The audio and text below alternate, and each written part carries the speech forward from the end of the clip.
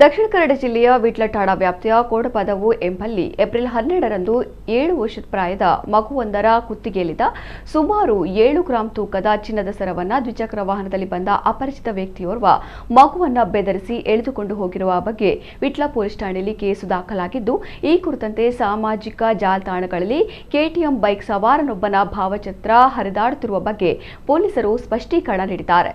ಸಾಮಾಜಿಕ ಜಾಲತಾಣಗಳಲ್ಲಿ ಪ್ರಸಾರವಾಗುತ್ತಿರುವ ಭಾವಚಿತ್ರದಲ್ಲಿರುವ ಕೆಟಿಎಂ ಬೈಕ್ ಸವಾರನನ್ನ ವಿಟ್ಲ ಠಾಣಾ ಪೊಲೀಸರು ವಿಚಾರಣೆ ನಡೆಸಿದ್ದು, ಆತನಿಗೂ ಮಗುವಿನ ಚಿನ್ನದ ಸರ ಎಳೆದುಕೊಂಡು ಹೋಗಿರುವ ಘಟನೆಗೂ ಸಂಬಂಧವಿರುವುದಿಲ್ಲ ಎಂಬುದಾಗಿ ವಿಚಾರಣೆಯಲ್ಲಿ ತಿಳಿದು ಬಂದಿದೆ ಎಂದು ಪೊಲೀಸರು ತಿಳಿಸಿದ್ದಾರೆ.